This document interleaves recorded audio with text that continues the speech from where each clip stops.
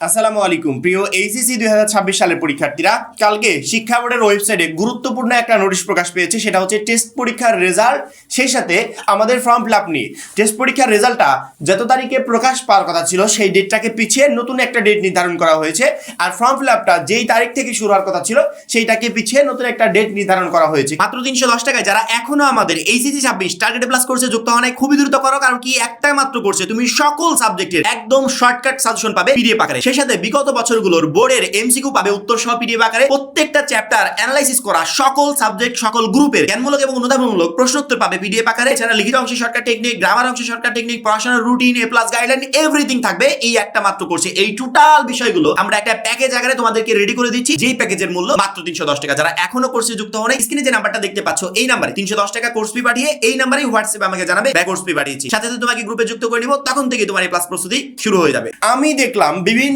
গ্রুপে বিভিন্ন জায়গায়, অ্যাটলিস্ট আমার যে অলওয়েজ আপডেট ফেসবুক পেজটা আছে সেখানেও যখন আমি নোটিশটা পাবলিশ করেছি বা ভিডিও পাবলিশ করেছি, সেই ভিডিওর নিচে এত পরিমাণ কমেন্ট যে তাহলে টেস্ট পরীক্ষা কি পিছিয়ে যাচ্ছে। আর অনেক শিক্ষার্থী বলছে আমাদের প্রতিষ্ঠান তো অলরেডি টেস্ট পরীক্ষার তারিখ ঘোষণা করে দিয়েছে, আমাদের প্রতিষ্ঠান তো বলে দিয়েছে যে 5 তারিখ থেকে হবে, আমাদের প্রতিষ্ঠান বলেছে 10 তারিখ থেকে হবে। মানে এক একজন এক একটা ডেট বলছে যে আমাদের প্রতিষ্ঠান অলরেডি ডেট ঘোষণা করে দিয়েছে, এখন আবার পিছাচ্ছে কেন।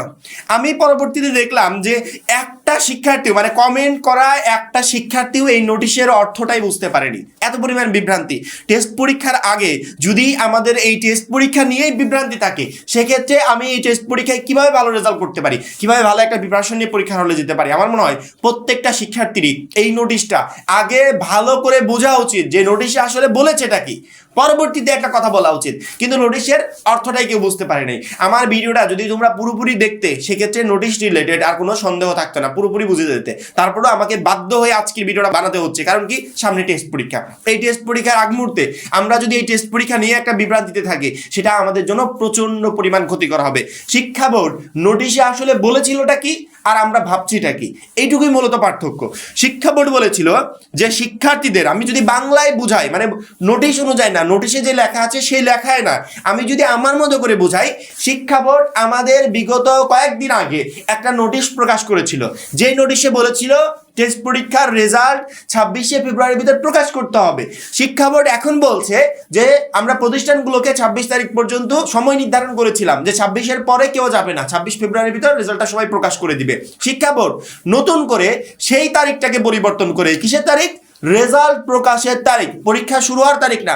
পরীক্ষা যেই প্রতিষ্ঠানের যখন ইচ্ছা তখন শুরু করতে পারে, কিন্তু প্রত্যেকটা প্রতিষ্ঠান 26শে ফেব্রুয়ারির ভিতর রেজাল্ট প্রকাশ করার কথা ছিল, এখন আর সেই তারিখটা 26শে ফেব্রুয়ারি থাকছে না। এখন তারিখটা চলে যাচ্ছে 10/3/2026, অর্থাৎ 10 তারিখের ভিতর রেজাল্ট প্রকাশ করতে হবে। আগে সময় ছিল 26 তারিখের ভিতর, সেই সময়টা কি পিছিয়ে 10 তারিখ করা হয়েছে। এটা হচ্ছে টেস্ট পরীক্ষার রেজাল্ট প্রকাশের তারিখ, রেজাল্ট এর ভিতর প্রকাশ করতে হবে। পরীক্ষা কখন শুরু হবে, কখন কি হবে, এই বিষয়ে কোনো নোটিশ এটা না, ঠিক আছে। আর দ্বিতীয়ত, আমাদের ফর্ম ফিল আপের তারিখ ছিল মার্চের প্রথম দিক থেকে, অর্থাৎ মার্চের প্রথম দিক থেকে ফর্ম ফিল আপ শুরু হওয়ার কথা ছিল, কিন্তু নতুন নোটিশ অনুযায়ী ফর্ম ফিল আপটা শুরু হবে 11/3/2026 থেকে, অর্থাৎ 11 তারিখ থেকে।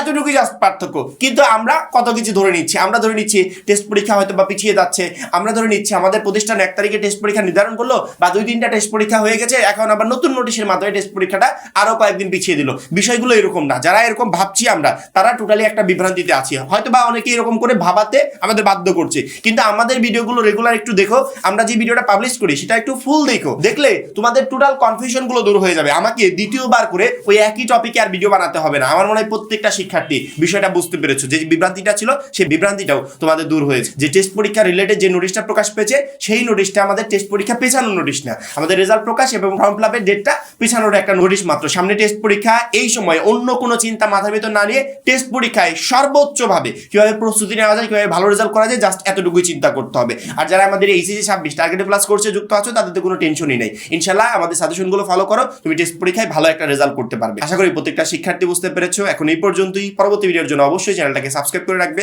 সবাই ভালো থাকবে, সুস্থ থাকবে। আল্লাহ হাফেজ।